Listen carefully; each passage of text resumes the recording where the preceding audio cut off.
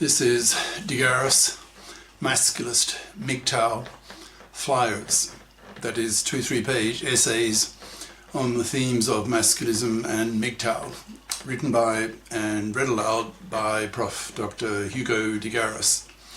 This is flyer number 485, entitled The Masculist Forcing of Women to Choose between abandoning their privileges in the divorce courts or having babies. Description. This flyer introduces some hardball gender political tactics by masculists against women. Namely, that if women don't abandon their privileges in the divorce courts, plus other privileges that women currently have, then masculists will continue to impose babylessness upon them by refusing to give them their sperm. Since women's whole DNA is about having babies, babylessness will drive them crazy and hence force them to do what the masculists want them to do, hence the masculist hardball tactics. Now the flyer itself. The masculist forcing of women to choose between abandoning their privileges in the divorce courts or having babies, by Prof. Dr. Hugo de Garis. Email profhugodegaris@yahoo.com.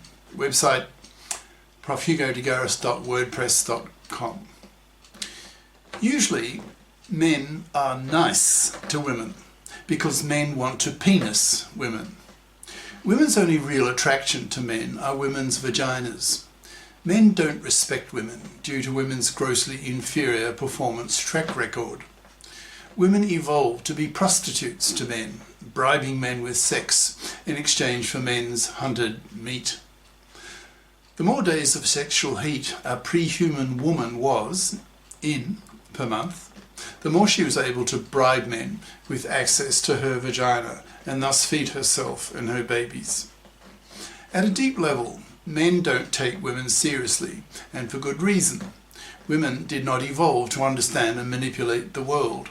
They evolved to manipulate men, seeing men as disposable utilities to women.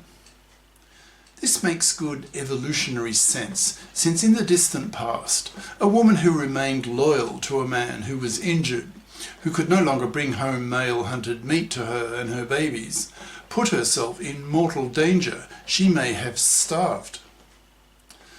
The man she is giving her vagina to has no genes in common with her. He is no relative of hers, so she has no motivation to be loyal to him if he loses his role as a protein provider. Thus women evolved to see men as disposable resource providers to women. That is, women do not love men unconditionally the way mothers love their children. Women love men conditionally, that is, only if he fulfills the condition that he remains a daily resource provider.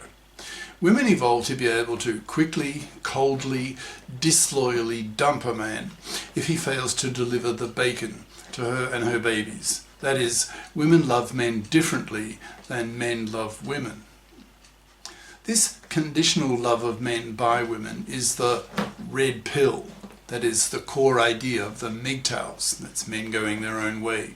That is, men who have reacted strongly to the fluffy feminist toxicity of the divorce courts, and instead of facing a 1 in 4 chance as a married father are being financially crucified in the fluffy feminist controlled divorce courts, the MGTOWs choose to reject marriage and paternity and spend their money on themselves. Some MGTOWs are so pissed off with female evolutionary psychology that they wipe their hands of women totally, that is, not even pumping and dumping them, thus choosing to live the MGTOW monk lifestyle. One only needs to observe the fact that in about half of divorces, the divorcing ex-wife turns into a vindictive, misandrist, feminazi bitch out to fleece her ex-husband for all the money she can get. She has no loyalty to him, no human compassion. Some of these divorcing ex-wives are so vindictive and callous towards their ex-husbands that they hold divorce parties with their female friends to celebrate financially crucifying him using today's divorce laws created by the fluffy feminists who see men as cash machines to be abused and robbed. As millions of young men see this atrocity happening to their fathers, their uncles, their older male friends, millions of them decide to wipe their hands of marriage and paternity, deciding that these institutions are so toxic for men. The fact that one married father in 4 goes through this hell is very strong motivation on the part of the MGTOWs that modern marriage and paternity really suck, so they decide to reject these things and adopt the MGTOW lifestyle. Masculists have similar thoughts and live similar lifestyles to the MGTOWs in practice, but are a lot more politically active than the apolitical MGTOWs who choose not to be politically active by philosophical conviction. The Masculists have absorbed the lessons of the MGTOWs when it comes to female psychology, that is, to women's red pill nature, to women's hypergamy, to women's monkey branching, to women's solipsism, etc. That is, to the MGTOW lessons of female evolutionary psychology. Since the Masculists are political creatures, they are out to change things at a political macro level, changes that will influence the lives of millions and later billions of men. For example, the men-fairing of the divorce courts, the legislation of the PARA, that's paternity rejection right, the establishment of gender equality committees in the parliaments that consist half of female feminists and half of male masculists, so that gender political issues get addressed equally for both sexes, etc. Now that masculists are intellectually armed with MGTOW evolutionary psychology, and that masculists are political animals, they come to the conclusion that they need not be nice to those women whom they do not want to penis, as mentioned above. One of the major tasks of mothers is to brainwash their sons that their sons have to be nice to women. This brainwashing is obviously advantageous to women, and since mothers are women, they stand to gain from living in a world where men are nice to women. But in the modern world, as seen by the Masculists, men are really suffering, especially in the divorce courts, no para, etc. So Masculists are strongly motivated to change things, to change laws and mentalities, so that men can be liberated from those customs and traditional expectations on men that oppress men. To have one's masculist consciousness raised means essentially to see fluffydom as manslavery, and manslavery as slavery, which is something to be hated.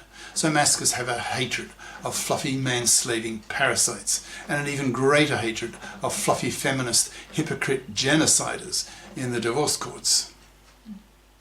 Thus masculists are not motivated to be nice to fluffies and fluffy feminists, so have decided to play hardball with these categories of women. Masculists are out to men-fair the gender laws, so use tactics that work or are expected to work, given the intrinsic logic of their methods. For example, one of the major gender injustices committed against men is in the divorce courts, which scream out for reform.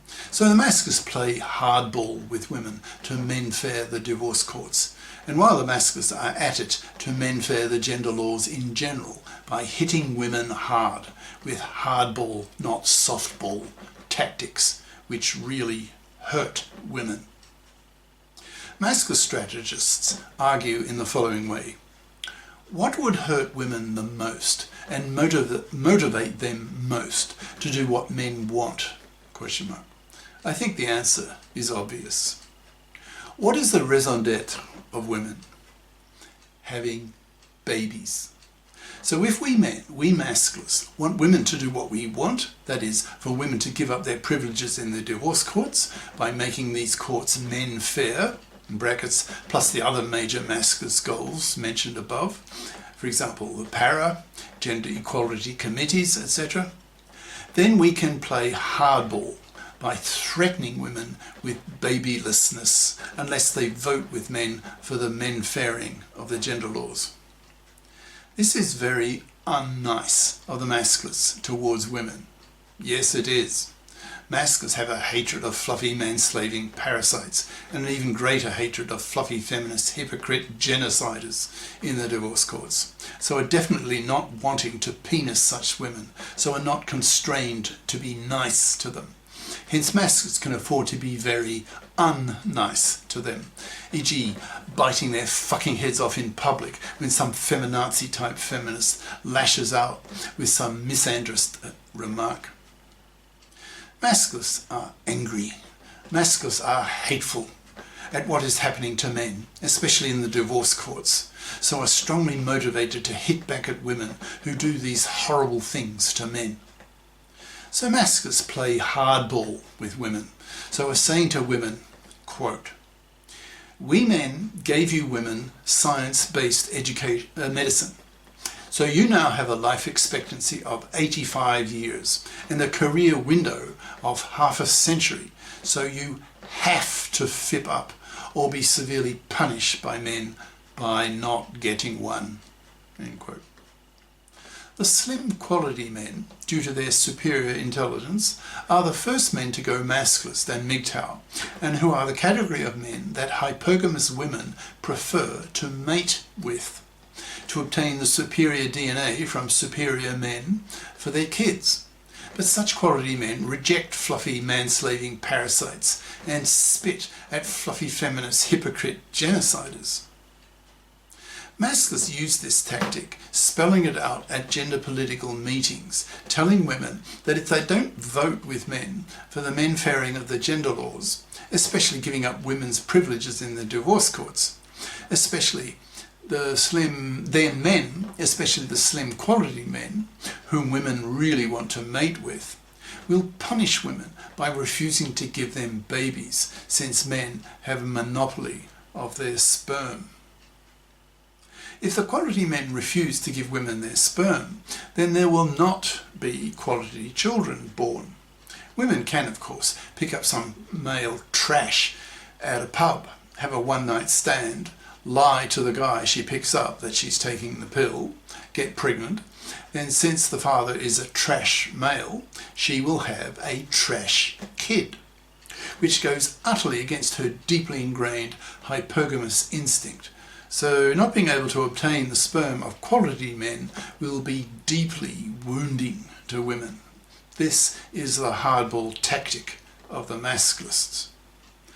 Masculists say to women, quote, "You women will vote with men for the men fairing of the gender laws, or we men, especially we slim quality men, will continue to refuse to give you our sperm. We may pump and dump you if you are not fat or worse, obese.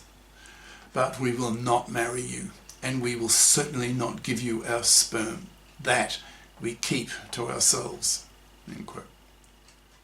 As this masculist hardball message spreads to millions and later billions of men, millions and later billions of women will really panic and realize that the masculists have women by the balls, that is, over a barrel.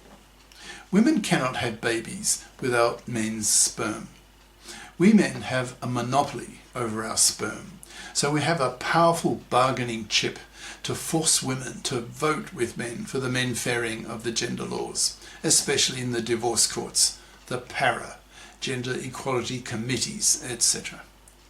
Women will thus be forced to abandon their privileges in the divorce courts or be faced with continued babylessness.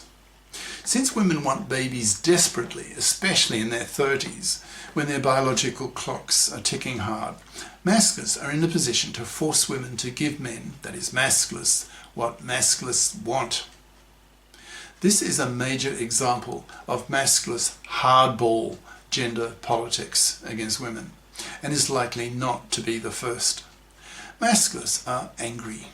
Masculists are hateful against what is happening to men, and will eventually go on a sex war if things do not change, especially in the divorce courts. Masculists rage at the blatant sexual discrimination against men in the form of women having the MARA, that's maternity rejection right, but men don't have the PARA, paternity rejection right. So women have the legislated right to reject an unwanted pregnancy, but men don't. So that men are routinely forced into decades of man's slavery to pay for a kid that he didn't want in the first place. A major injustice against men that women don't face. Expect more masculist hardball tactics against women in the future.